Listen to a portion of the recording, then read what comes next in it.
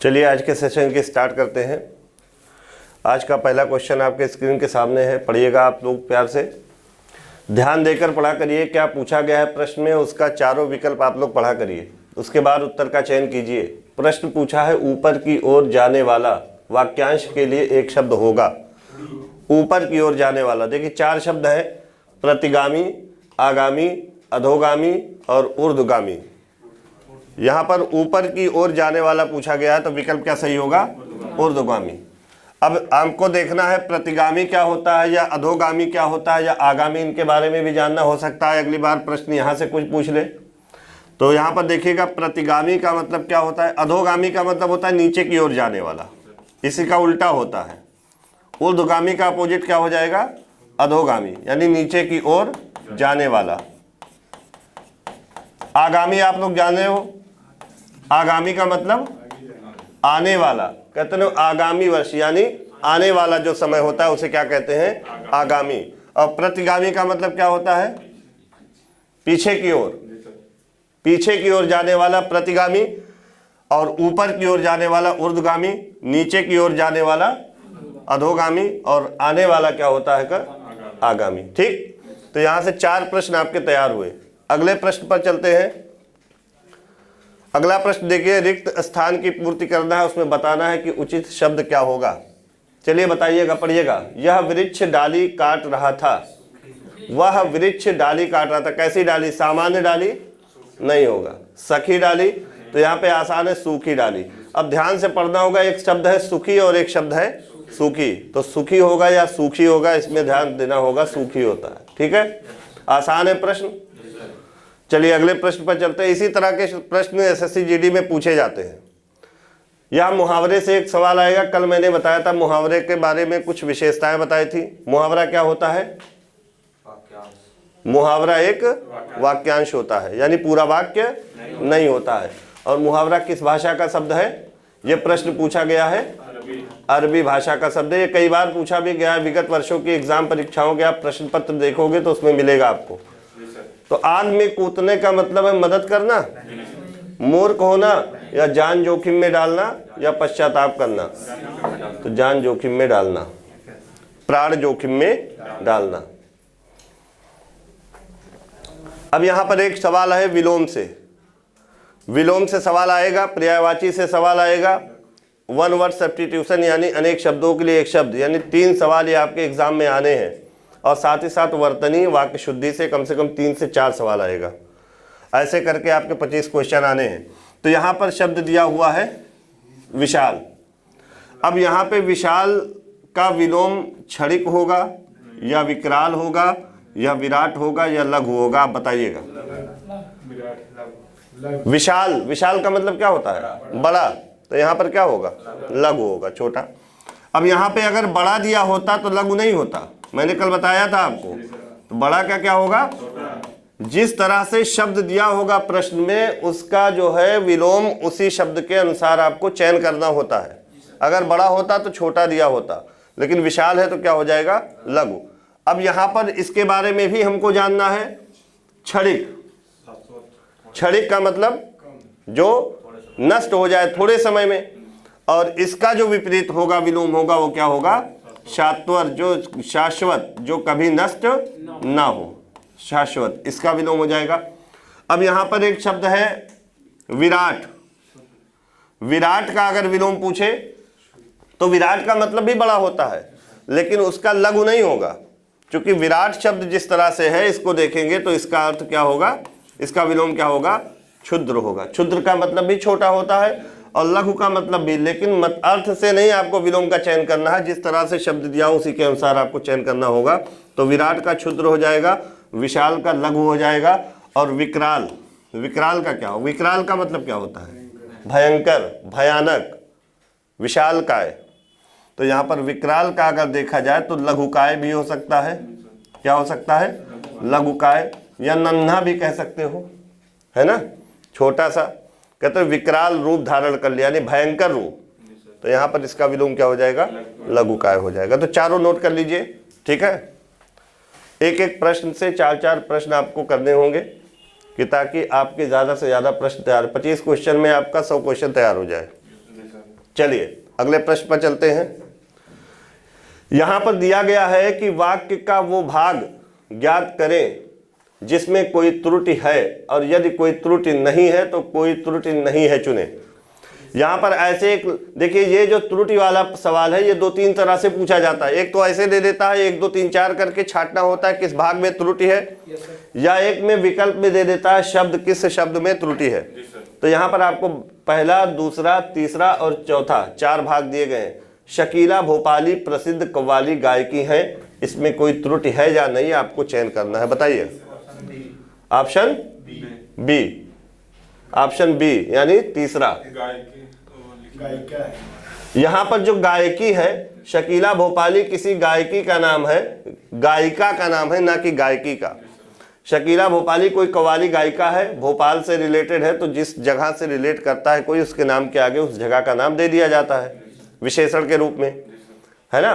तो शकीला भोपाल की रहने वाली है, भोपाली प्रसिद्ध कव्वाली गायकी की जगह क्या होना चाहिए, गायिका। चूंकि महिला है तो गायिका होगी, पुरुष होगा तो गायक होगा। तो यहाँ पर गायकी शब्द गलत है, यानी तीसरा वाला सही होगा। क्लियर है, समझ में आ रहा है। इसी तरह से सवाल एग्जाम में पूछे जाएंगे और थोड़ा सा जल्दबाजी करोगे तो गलत हो जाएगा। चलिए अगले प्रश्न पर चलते हैं। यहाँ पर दिया गया है समानार्थी शब्द चुनना है आपको।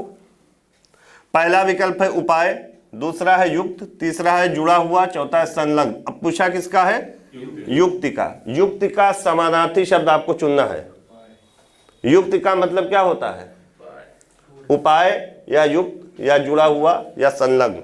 देखिए 2 शब्द हैं, एक शब्द है युक्त, ध्यान से देखिएगा, और एक शब्द है युक्ति। ये 2 अलग अलग शब्द हैं, दोनों का अर्थ अलग अलग है। अगर बात करें युक्त का, युक्त का मतलब जुड़ा हुआ, किसी चीज से जब कोई युक्त होता है मतलब जुड़ा होता है। और युक्ति कहते हैं कोई युक्ति बताइए, कोई उपाय बताइए, कोई तरीका बताइए, तो युक्ति का मतलब क्या हो जाएगा, उपाय। तो यहां पर पूछा क्या गया है, युक्ति, तो युक्त का सही उत्तर क्या हो जाएगा, उपाय। और जो यहां पर युक्त दिया हुआ है इसका मतलब, और संलग्न, ये दोनों एक दूसरे के समानार्थी शब्द हैं, इसका मतलब क्या होता है, जुड़ा हुआ। इसका मतलब क्या हो जाएगा, जुड़ा हुआ। तो यहां पर युक्त, संलग्न और जुड़ा हुआ ये एक दूसरे के क्या हैं, समानार्थी हैं। और युक्ति का समानार्थी शब्द क्या होगा, उपाय होगा। क्लियर है।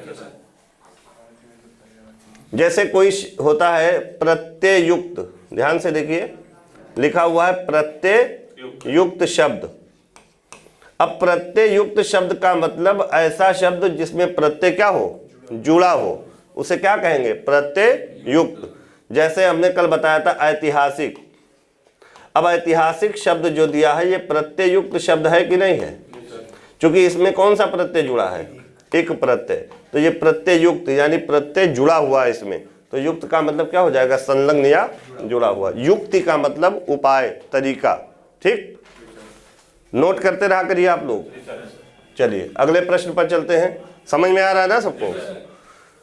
दिए गए वाक्यांश के लिए एक शब्द दीजिए। वाक्यांश से संबंधित प्रश्न है। आज हम और बहुत सारी बातें आपको बताएंगे, इसके अलावा भी प्रश्न के जो एग्जाम की दृष्टि से बहुत ही महत्वपूर्ण होंगे। पहले प्रश्नों को कर लेते हैं। प्रार्थना या निवेदन करने वाला क्या कहलाता है, एक शब्द में बताना है। स्तुति कहलाता है, या प्रार्थी कहलाता है, या भक्त वत्सल कहलाता है, या भजन कहलाता है। क्या कहलाता है, प्रार्थी।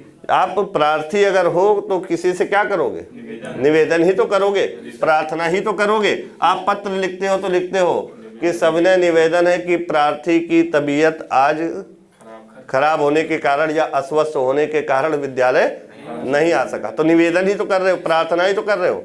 तो क्या कहलाता है वो, प्रार्थी। अब यहां पर एक शब्द है भजन। भजन किसे कहते हैं, क्या जो गाया जाता है, गाना भी गाया जाता है, गीत भी गाया जाता है, लेकिन वो भजन ईश्वर के लिए सुरबद्ध गाया जाने वाला जो गीत होता है वो क्या कहलाता है, भजन कहलाता है। और भजन सुर में गाया जाता है। तो ईश्वर के लिए सुरबद्ध होकर गाया जाने वाला गीत ईश्वर की याद में, तो वो क्या कहलाता है, भजन कहलाता है। भक्त वत्सल क्या कहलाता है, ईश्वर की भक्ति। स्तुति किसे कहते हैं, निंदा का विलोम क्या होता है? स्तुति। तो निंदा का मतलब निंदा करना, स्तुति का मतलब प्रशंसा करना। तो ये हो गया आपका क्लियर। चलिए अगले प्रश्न पर चलते हैं। रिक्त स्थान की पूर्ति के लिए सबसे उपयुक्त शब्द का चयन करें। रिक्त स्थान की पूर्ति 5 से 6 सवाल आएंगे आपके। रोगी ने चिकित्सक से क्या लिया? परामर्श लिया, या अनुदान लिया, या मंत्रणा लिया, या आज्ञा लिया। तो रोगी चिकित्सक से क्या लेता है? परामर्श लेता है, सभी को पता होगा, एडवाइस लेता है। यहां पर मंत्रणा किसे कहते हैं ये भी आपको जानना होगा। मंत्रणा क्या होता है? मंत्रणा कब होती है? जब 2 या 2 से अधिक लोग आपस में विचार विमर्श करते हैं तो वो क्या कहलाता है? मंत्रणा कहलाता। अकेले मंत्रणा नहीं होता है। जब 2 या 2 से अधिक लोग आपस में विचार विमर्श करते हैं तो उसे क्या कहते हैं? मंत्रणा कहते हैं। आज्ञा आप जानते हो। अनुदान क्या होता है? एक शब्द, एक होता है दान और एक होता है अनुदान। दान जो होता है वो देकर वापस नहीं लिया जाता। दान किसी को देते हो क्या वापस लेते हो? लेकिन अनुदान के बदले कुछ ना कुछ लिया जाता है, कुछ ना कुछ मिलता है। अनुदान किसी विशेष कार्य के खर्च के लिए दिया जाता है, वो क्या कहलाता है? अनुदान। और दान जो दिया जाता है वो किसी विशेष कार्य के लिए नहीं दिया जाता है। तो किसी विशेष कार्य के लिए दिया जाने वाला दान क्या होता है? अनुदान होता है। जैसे आप देखते हो राज्य सरकार को केंद्र सरकार जो पैसे देती है खर्चे के लिए, बजट पास होता है उसमें, तो वो क्या कहलाता है? अनुदान कहलाता है। आप पढ़ोगे संविधान में अनुच्छेद 275, केंद्र द्वारा राज्यों को दिया जाने वाला अनुदान, तो अनुदान होता है। तो जो राज्य पैसा पाती है, कहीं सड़क पर लगाती है, कहीं बिजली स्वास्थ्य पर लगाती है, कहीं शिक्षा पर लगाती है।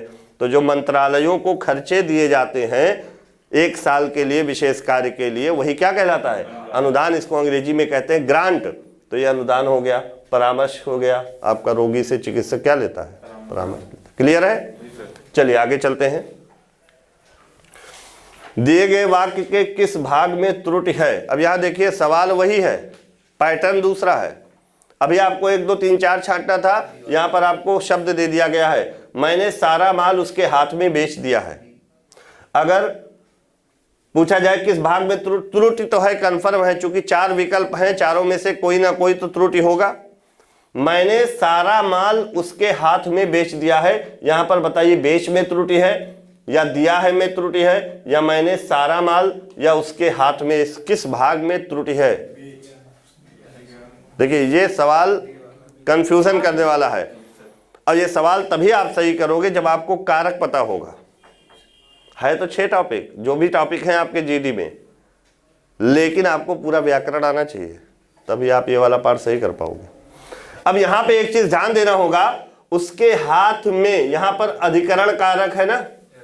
अधिकरण कारक की विभक्ति क्या होती है? में और पर। कितने कारक होते हैं? 8। हिंदी में कितने कारक है?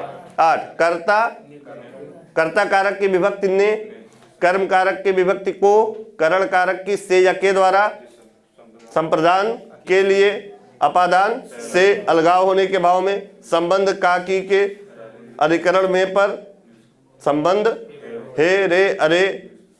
यहां पर जो हाथ में अधिकरण कारक की विभक्त चिन्ह का प्रयोग हुआ है, में, ये अनुपयुक्त प्रयोग हुआ है। हाथ में नहीं बेचा जाता, हाथ बेच दिया है। मैंने सारा माल उसके हाथ बेच दिया, हाथ में बेच दिया नहीं। कोई जो हाथ में रख के नहीं बेचा है, उसके हाथ बेच दिया नहीं, उसको दे दिया है। तो यहां पर जो में आया है ये नहीं होना चाहिए। यानी यहां पर इस वाक्य में अधिकरण कारक की जो विभक्त चिन्ह में है, इसका अनुपयुक्त प्रयोग हुआ। देखिए जो कारक होते हैं विभक्त के साथ भी आते हैं और विभक्त के बिना भी आते हैं। कभी कभी कारक चिन्ह होते हैं, कभी कभी नहीं होते हैं, और कभी कभी जबरदस्ती लगा देने पर भी सवाल गलत हो जाता है, और कभी कभी ना लगाने पर भी गलत हो जाता है। जैसे कर्ता कारक की ने विभक्ति है, वो कभी आएगी कभी नहीं आएगी। जैसे देखिए ध्यान दीजिए, मोहन आम खाता है। मोहन आम खाता है। यहां पर मोहन क्या है? आम खाने का कार्य कर रहा है। ये कर्ता होगा कि नहीं होगा? कर्ता किसे कहते हैं? कार्य के करने वाले को। खाता है क्या हो गई? क्रिया हो गई। जिस शब्द से कार्य के होने की सूचना मिले वो क्रिया है। आम क्या हो गया? कर्म हो गया। जिस कार्य को किया जाए वो क्या है? कर्म है। अब यहां पर देखिए, मोहन आम खाता है, मोहन करता है, लेकिन कर्ता कारक की विभक्ति चिन्ह ने नहीं आया। आया है? नहीं। आम कर्म है, क्या इसके साथ कर्म के साथ को आया है? नहीं आया है। ना तो कर्ता विभक्ति सहित है, ना ही कर्म। वाक्य गलत है कि सही? सही है। लेकिन अगर हम यही लिख दें, मोहन आम खाया, मोहन आम खाया, अब यहां पर आप देखोगे ये वाक्य गलत हो गया। अब यहां पर कर्ता के साथ ने विभक्ति आना चाहिए, मोहन ने आम खाया, अब ये वाक्य सही हुआ। तो कभी कभी कारक जो होते हैं वो विभक्ति के साथ आते हैं और कभी कभी विभक्ति के बिना आते हैं। तो यहाँ पर जो विभक्ति दिया हुआ है करण का अधिकरण कारक की, वो गलत तरीके, अनुपयुक्त दिया हुआ है। इसका उपयोग यहाँ पर नहीं होना चाहिए, इसलिए वाक्य क्या है? अशुद्ध है। तो यहाँ पर क्या होगा सही? उसके हाथ में, डी विकल्प हो जाएगा। अब इसको जानने के लिए पूरा आपको कारक पढ़ना होगा, 2 मिनट में नहीं समझाया जा सकता, लेकिन जैसे जैसे जो क्वेश्चन आएगा मैं आपको बताता रहूंगा, ठीक है। यहां पर एक चीज जब आया है ये वाक्य, तो मैं बता दे रहा हूं कि कर्ता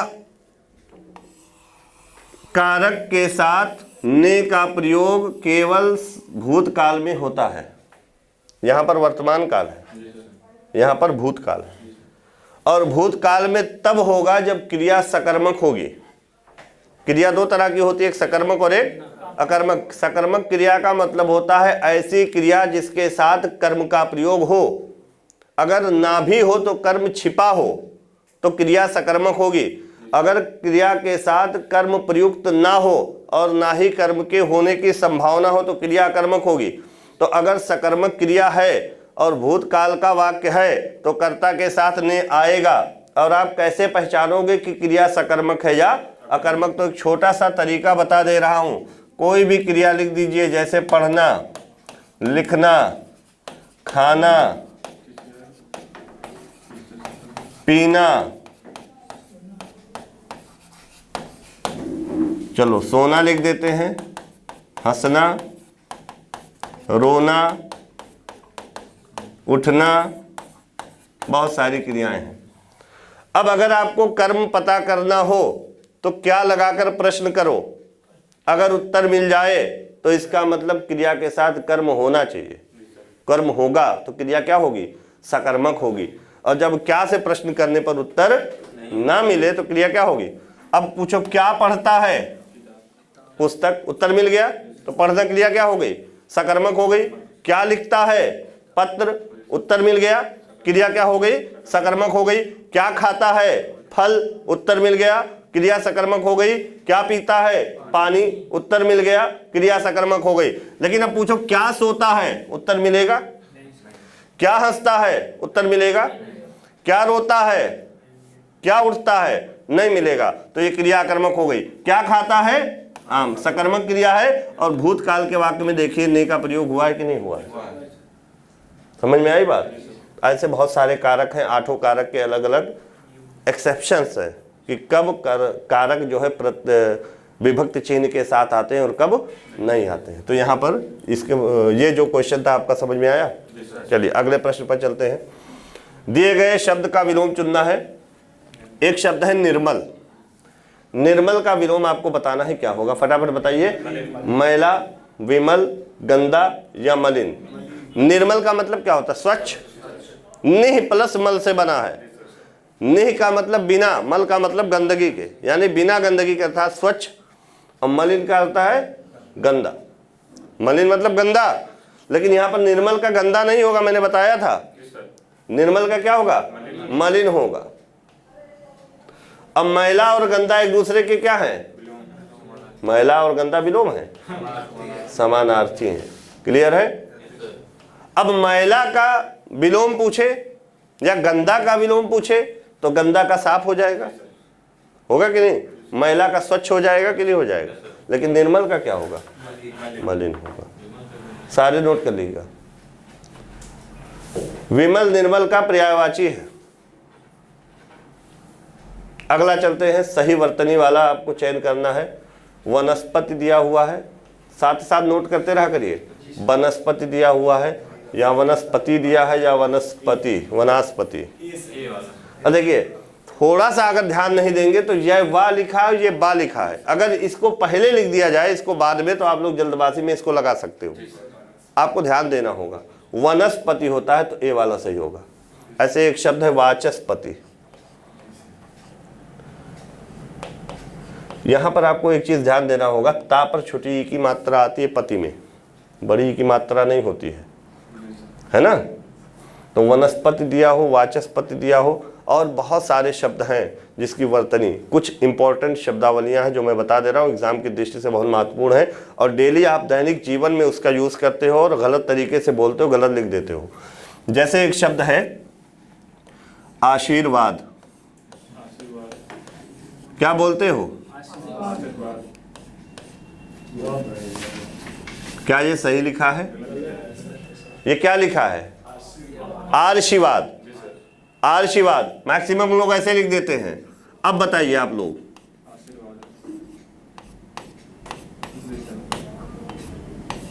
अब हम लोग बोलते हैं आशीर्वाद तो कह देते सही है, लेकिन सरासर गलत है। शुद्ध जो होता है वो होता है आशीर्वाद। क्या होता है? आशीर्वाद होता है। तो अब जब कभी भी बोलिएगा तो आशीर्वाद ना बोलिएगा, आशीर्वाद बोलिएगा, शुद्ध ये होता है। नोट कर लीजिए, बहुत इंपॉर्टेंट है आशीर्वाद। और एक बहुत ही इंपॉर्टेंट शब्द कई बार एग्जाम में पूछा गया है, हम लोग बोलते हैं अंतर्ध्यान। अंतर्ध्यान ऐसे लिख देते हैं और कहते हैं अंतर्ध्यान, ये तो सही लिखा हुआ है, लेकिन सरासर क्या है? गलत है। सही क्या होता है?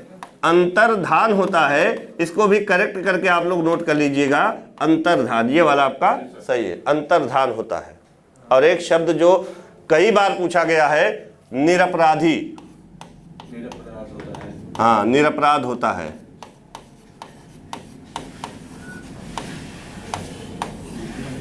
निरपराधी ये क्या है? गलत है। होना क्या चाहिए? निरपराध।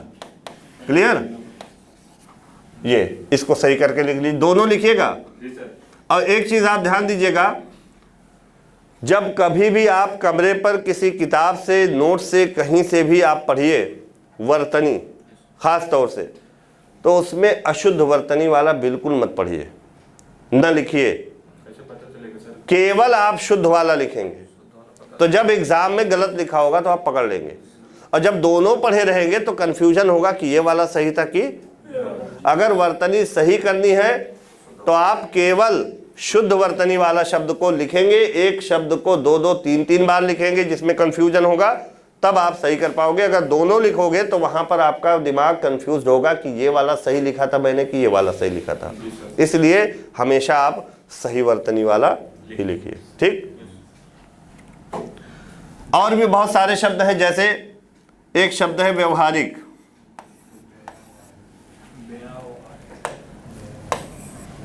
क्या हो गया?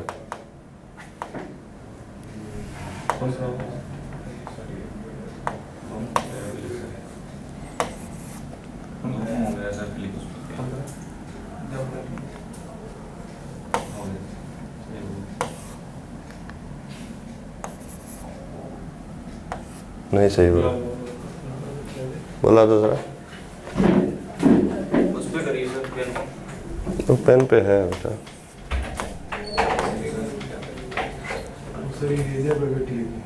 नहीं नहीं, इरेजर पर नहीं लिखे, पेन है।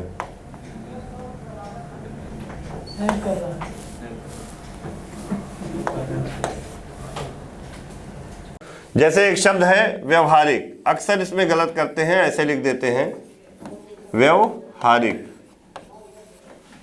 क्या ये सही है? क्यों गलत है? क्योंकि यहां पर इक प्रत्यय जुड़ा हुआ है। इसमें कौन सा प्रत्यय है? एक प्रत्यय जुड़ा हुआ है। और जिस शब्द में एक प्रत्यय जुड़ता है, आरंभ में जो मात्रा होती है वो क्या हो जाती है? आ की मात्रा दीर्घ आ में हो जाती है, तो व्यावहारिक होता है। कल मैंने बताया था। ऐसे एक और है नियम, समझ लीजिएगा। अगर किसी शब्द में या प्रत्यय जुड़ा हो, कौन सा प्रत्यय? या प्रत्यय। अच्छा, सबसे पहले ये जान लीजिए प्रत्यय जोड़ते कैसे हैं। मेन बेस जो है वो जान लीजिए। प्रत्यय जोड़ते कहते हैं, इसको पहले जान लीजिए, फिर इसके बाद में आप आसानी से जोड़ लोगे। प्रत्यय जोड़ने का नियम नोट कर लीजिएगा। जैसे कोई भी मूल शब्द है, देखिए जैसे सेना है, इसमें एक प्रत्यय जुड़ा, तो आपको पता है एक प्रत्यय जुड़ने पर एक की मात्रा किस में बदल जाती है, आय में बदल जाती है, तो ये सय हो गया, सैनिक। अब यहां पे सैनिक तो बन गया, लेकिन यहां पे जो आ की मात्रा थी ये कहां गई, ये भी सवाल उठता है कि नहीं उठता है। यहां पर जो आ की मात्रा थी ये कहां गई, इक जुड़ा तो आ प्लस ई जोड़ोगे तो संधि करोगे तो ए हो जाएगा, लेकिन ऐसा नहीं। प्रत्यय कैसे जुड़ता है समझ लीजिए। प्रत्यय जब जुड़ता है तो किसी भी शब्द का जो अंतिम स्वर होता है, जिस मूल शब्द में प्रत्यय जुड़ता है, देखिए इधर, उस मूल शब्द का जो अंतिम स्वर होता है उसको हम गायब कर देते हैं। तो यहां पे अंतिम स्वर क्या है, आ है, तो आ को हम शून्य मान लेंगे, हटा देंगे, और जो प्रत्यय का प्रथम स्वर है उसको इसमें जोड़ देंगे। तो ना में जो आ स्वर है गायब हुआ, तो ना बचा आधा, यही तो बचेगा। आ स्वर जब गायब कर दिए तो ना आधा बचा कि नहीं, और ना में जब ई जुड़ेगा तो ना पर ई की मात्रा हो जाएगी कि नहीं, आगे जो जुड़ा है मैं जोड़ दूंगा। तो प्रत्यय जब किसी मूल शब्द में जुड़ता है तो मूल शब्द का जो अंतिम स्वर होता है उसको हम जीरो मान लेते हैं, और जो प्रत्यय का शुरुआत वाला स्वर होता है जैसे ई है, इसको हम उसमें जोड़ देते हैं। क्लियर। तो ऐसे ही प्रत्यय जुड़ता है, लिख लो। किसी मूल शब्द में प्रत्यय जोड़ने पर उस मूल शब्द का अंतिम स्वर, उस मूल शब्द के अंतिम स्वर का लोप कर देंगे, उस मूल शब्द के अंतिम स्वर का लोप कर देंगे और प्रत्यय के आरंभिक स्वर को उसमें जोड़ देंगे। क्लियर। और प्रत्यय के आरंभिक स्वर को उसमें जोड़ देंगे। अब एक प्रत्यय है या प्रत्यय, या प्रत्यय। अगर किसी शब्द में या प्रत्यय जुड़ा है, ये बहुत सवाल पूछा जाता है वर्तनी में, या प्रत्यय वाला सवाल वर्तनी में बहुत आता है, ध्यान से सुनिएगा। या प्रत्यय अगर किसी शब्द में जुड़ता है तो सेम वही नियम लागू होता है जो इक प्रत्यय वाला होता है। क्या होता है, इक प्रत्यय वाला। तो उस शब्द का अगर आरंभ में आ स्वर है अथवा आ स्वर है तो किस में बदलेगा, दीर्घ आ में बदलेगा। अगर ई अथवा ई स्वर है अथवा ए स्वर है तो किस में बदलेगा, आय में। आरंभ की बात हो रही है। अगर उ अथवा उ स्वर है अथवा ओ स्वर है तो किस में बदलेगा, औ में बदलेगा। अगर री स्वर है तो किस में बदलेगा, आर में बदलेगा, रा आधा है। कब, जब किसी शब्द में या प्रत्यय, सेम वही चीज है। जैसे एक शब्द है महात्मा, महात्मा, अब इसमें या प्रत्यय जुड़ा, ध्यान से पहले देख लो।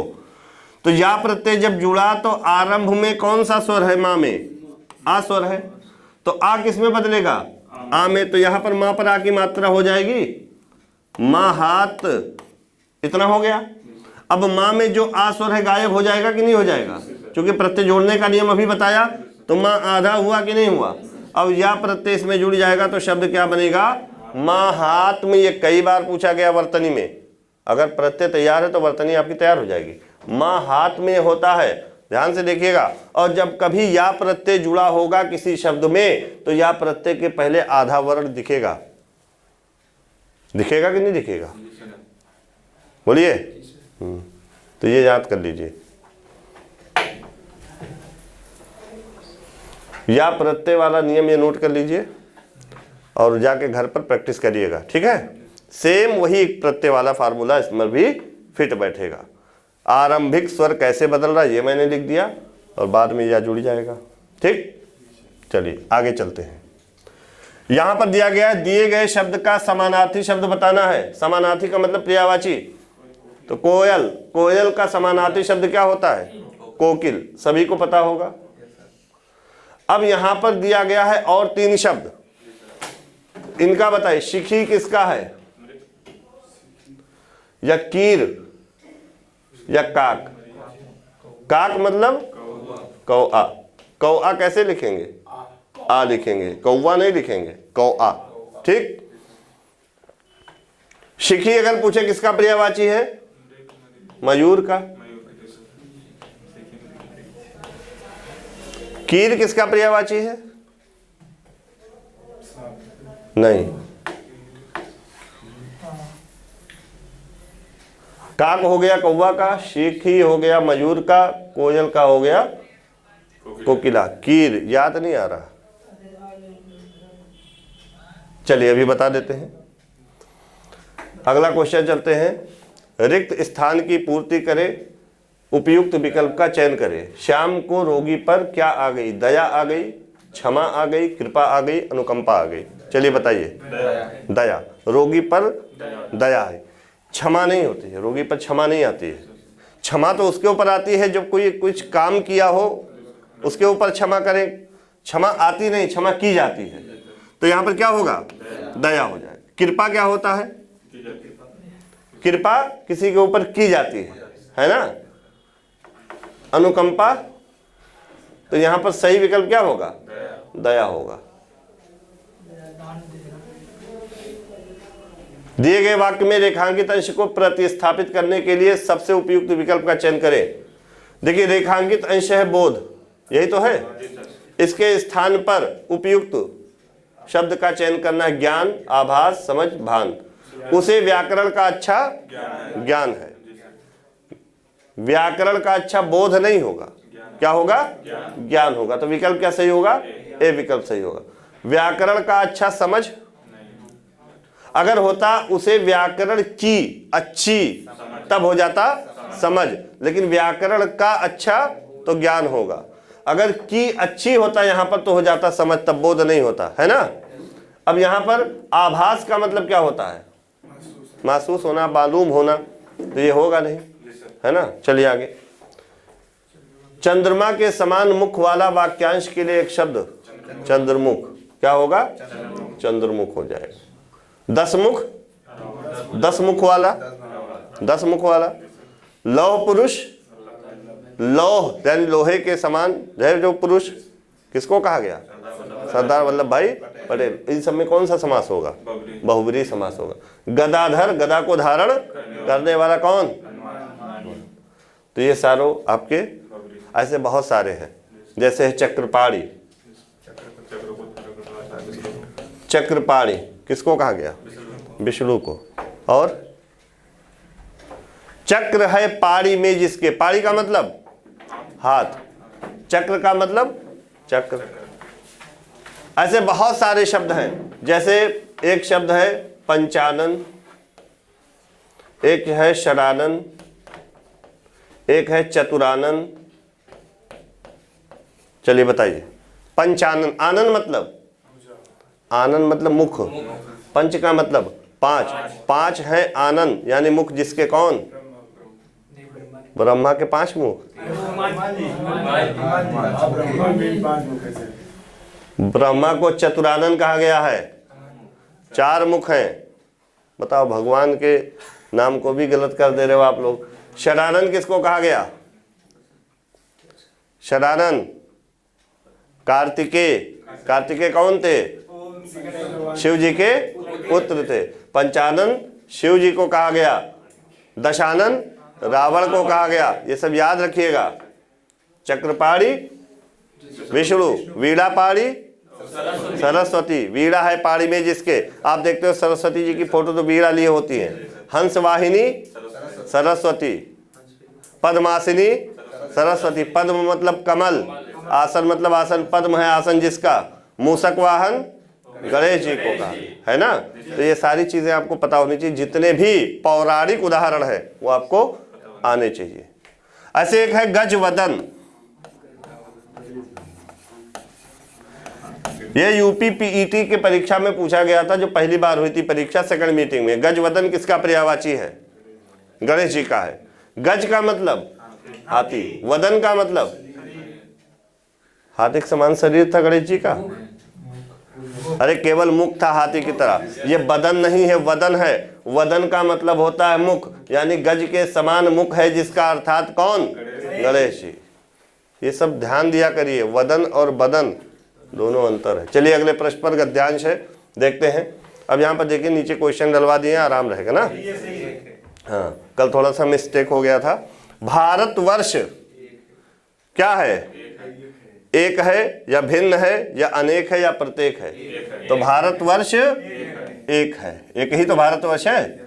और देश में भाषाएं चाहे जितनी भी हों, लेकिन उन सबके भीतर भारत की एक ही क्या है? निष्ठा है, आत्मा है, परमात्मा है या प्रतिष्ठा है? आत्मा है। उन सब के भीतर भारत की एक ही आत्मा है। भारत वर्ष एक है और देश में भाषाएं चाहे जितनी भी हों, लेकिन उन सब के भीतर भारत की एक ही आत्मा अपने को क्या करती है? संशोधित करती है, अर्पित करती है, प्रदर्शित करती है या अभिव्यक्त करती है। आत्मा एक है, भारतवर्ष एक है और भारत की एक ही आत्मा अपने को अभिव्यक्त करती है। क्या करती है? अभिव्यक्त करती है, प्रदर्शित नहीं करती है। एक ही गंगोत्री का जल है और अनेक नदियों में बह रहा है। बह रहा है कि नहीं बह रहा है? भाई गंगा नदी एक ऐसी नदी है जिसमें बहुत सारी नदियां आकर बहती हैं, जुड़ती हैं। एक दाएं से जुड़ती है और एक बाएं से भी जुड़ती है, यह भी पता होना चाहिए। अनेक नदियों में बह रहा है, एक ही सूर्य है। आगे देखिए, जिसका दर्पण, ये जिसका लिखा हुआ है, एक ही सूर्य जिसका दर्पण या रस या चित्र या बिंब जो अनेक पात्रों में जगमगा रहा है। बताइए, एक ही सूर्य है, उसका दर्पण अनेक पात्रों में जगमगा रहा है या रस जगमगा रहा है या चित्र जगमगा रहा है या बिंब जगमगा रहा है। बिंब मतलब परछाई, तो उसका परछाई ही तो अनेक पात्रों में जगमगा रहा है। दर्पण तो होगा नहीं सूर्य का, सूर्य की क्या होगी? परछाई। तो यहाँ पर क्या होना चाहिए?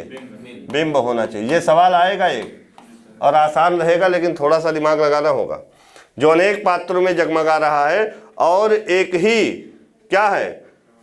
बल है या नाम है या अर्थ है या भाव है? क्या है? जो अनेक छंदों में फूट रहा है। वेद, उपनिषद, रामायण और महाभारत, ये ही वे घाट हैं जहां पर हमारी सभी भाषाएं पानी पीती हैं। तो यहाँ पर एक ही भाव है। क्या है? भाव है, जो अनेक छंदों में, नाम नहीं, भाव, जो अनेक छंदों में क्या कर रहा है? जगमगा रहा है। और वेद, उपनिषद, रामायण और महाभारत, ये ही वे घाट हैं जहाँ पर हमारी सभी भाषाएं पानी पीती हैं। तो यहाँ पर पहले में क्या हो गया था? एक है ना। दूसरे में क्या था? आत्मा। तीसरे में क्या था? अभिव्यक्त। याद हो गया आप लोग को? चौथे में क्या था? बिंब। अब एक बार पढ़ लीजिए फिर से, सही है। भारतवर्ष एक है और देश में अनेक भाषाएं चाहे जितनी भी हों, लेकिन उन सब के भीतर भारत की एक ही आत्मा अपने को अभिव्यक्त करती है। एक ही गंगोत्री का जल है जो अनेक नदियों में बह रहा है। एक ही सूर्य है, उसका बिंब, एक ही सूर्य का बिंब है जो अनेक पात्रों में जगमगा रहा है। और एक ही भाव है जो अनेक छंदों में फूट रहा है। क्लियर है? इस तरह से आपको सवाल करने होंगे, है ना। अब इसके अलावा कुछ बातें और मैं बताने जा रहा हूँ, कुछ बेसिक चीज़ बताने जा रहा हूँ। जैसे मान लीजिए अगर लिंग वचन, लिंग से सवाल आ जाए, पुल्लिंग और स्त्रीलिंग से, तो उसमें एक ट्रिक मैं बता दे रहा हूँ, बस 2 मिनट का है, आप सारे शब्दों को उसी से हल कर लोगे। है तो नियम बहुत सारे लिंग के, बहुत सारे नियम है कि इसके अंत में ये आए तो पुल्लिंग, उसके अंत में वो आए तो पुल्लिंग, ये अंत में आए तो कितना अंत वाला याद रखोगे? 25-30 नियम है, कितना याद रखोगे? तो एक कॉन्सेप्ट मैं बता दे रहा हूं, आप लोग उसको फॉलो कर लेंगे तो उम्मीद है सही कर ले जाएंगे। देखिए, एक शब्द है मेरा और एक शब्द है मेरी। कुछ एक्स्ट्रा भी चीज़ें बताते रहेंगे ना, कि ताकि आपकी तैयारी बढ़िया से हो जाए। और एक शब्द है कौन सा और एक शब्द है कौन सी, और एक शब्द है कैसा और एक शब्द है कैसी। अगर कोई शब्द दे दे, पूछे इसमें कौन सा लिंग है, तो उस शब्द को मेरा या कैसा या कौन सा के साथ रखो, अगर सही है तो पुल्लिंग, और अगर मेरी या कौन सी या कैसी के साथ रखने पर सही लग रहा है तो वह स्त्रीलिंग। जैसे आप पढ़ते हो कि जितने भी द्रव पदार्थ हैं, द्रव पदार्थ वो सभी पुल्लिंग होते हैं, पुल्लिंग होते हैं। लेकिन चाय, स्याही, शराब, बूंद, छाछ, ये क्या है? स्त्रीलिंग है। इसके अलावा जितने भी द्रव हैं वो क्या है? पुल्लिंग। पानी क्या होगा? अब पानी, कैसा पानी या कैसी पानी? कैसा पानी, पुल्लिंग हुआ कि नहीं हुआ? चाय, कैसा चाय या कैसी चाय? स्त्रीलिंग हो गया कि नहीं हो गया? शराब, कैसा शराब या कैसी शराब? कैसी शराब, स्त्रीलिंग हुआ कि नहीं हुआ? स्याही, कैसा स्याही या कैसी स्याही? दही, कैसा दही या कैसी दही? कैसा दही। हाँ, मेरा दही, मेरी दही। आप कोई भी ले लो, अगर इस पर जैसे चित्र, चित्र, कैसा चित्र या कैसी चित्र? कैसा, पुल्लिंग हो गया कि नहीं हो गया? अब आप ऐसा भी ट्रिक याद कर सकते हो, जिस संज्ञा के अंत में त्रा आए सब पुल्लिंग होते हैं। चित्र, नेत्र, पवित्र, चरित्र, पुत्र, कुछ भी आए त्रा वाले सब क्या होंगे? पुल्लिंग। कुछ ना याद करो, यही याद कर लो, मेरा पुत्र, मेरी पुत्र। कैसा चित्र, कैसी चित्र, बताइए? कैसा चित्र। इस पे आप बैठा लोगे तो आपको लिंग के सवाल सही हो जाएंगे, क्योंकि इतना समय नहीं है कि पूरा डिटेल में पढ़ो।